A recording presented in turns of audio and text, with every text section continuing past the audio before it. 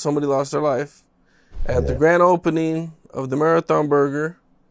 You know, I don't know exactly what happened. You know, I seen reports from Flacco. Flacco got all the details. That was pretty crazy. That was pretty crazy to see that fast. You know, Snoop was there, YG was there, even Stevie Wonder was there, and an unfortunate thing happened. Somebody lost their life. I think at least 2 other people got shot. One guy got shot in the head.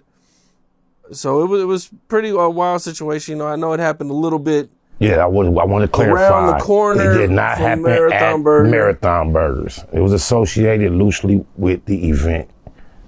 Let's say that, but in the vicinity. Yeah, because people been on my head in the comments like, "Oh, it didn't happen at Marathon Burgers." Right. I've seen a lot of people been trying to make that distinction, but yeah, it was. They were at the event.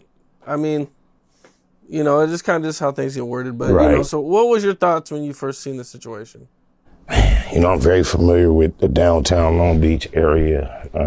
I frequented actually all my life. My mother used to work downtown Long Beach as I came up. So I know it's not the area where that type of, you know, activity usually takes place. I hate to see that associated with the Marathon as a business, you know, with Nip losing his life in the parking lot of a Marathon establishment. This happening at this one, I just hate that the violence seems to be attached to the brand. I just hope moving forward that they can shake that, because I know that's not what they're looking for. I hate the fact that it seems like we live up to the stereotype of we can't have nothing out here, man. I would love to have seen that event go off beautifully without any violence. I'm sure that's what Black Sam was shooting for. It's just so unfortunate that the homie neighborhood Nip the Crip lost his life at a Marathon establishment so violently.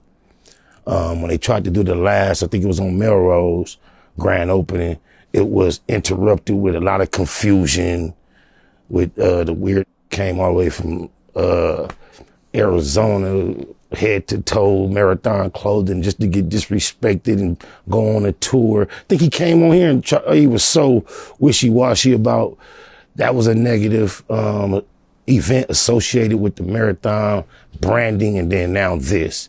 And I just hope that it doesn't stigmatize the brand moving forward.